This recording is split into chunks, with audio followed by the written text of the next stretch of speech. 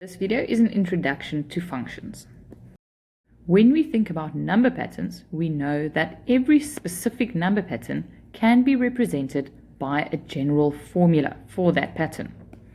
When we also take into account the position of each term in a pattern, we can put it into a table, and in such a table, the n and the tn, position and value, can be replaced by x and y to form coordinates for a system of axes.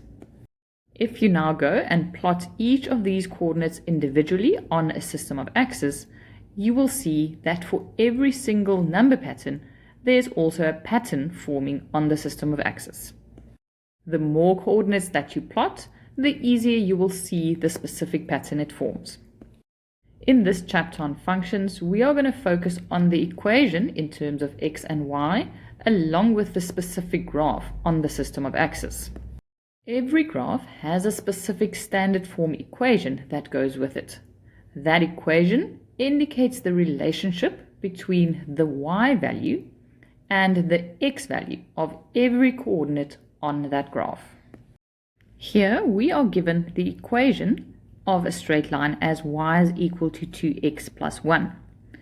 If you now also receive the x value of a specific coordinate as 3, you will be able to determine the y value that goes with it because we have the relationship between the two, as y will be equal to 2x plus 1.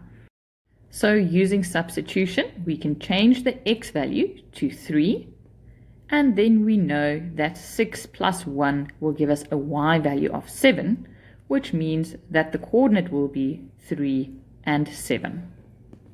So if we were to extend the straight line up to an x value of 3, we know that the corresponding y value will then be 7. Similarly, if you are given the y value of a coordinate, you can determine the x value because we have the equation of the straight line, which is also the relationship between the x and y.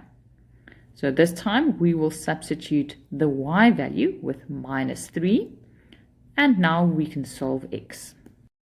So doing some algebra, 2x will be equal to minus 4, and once I've divided both sides by 2, you will see that x is equal to minus 2, so the coordinate on the line is minus 2 and minus 3.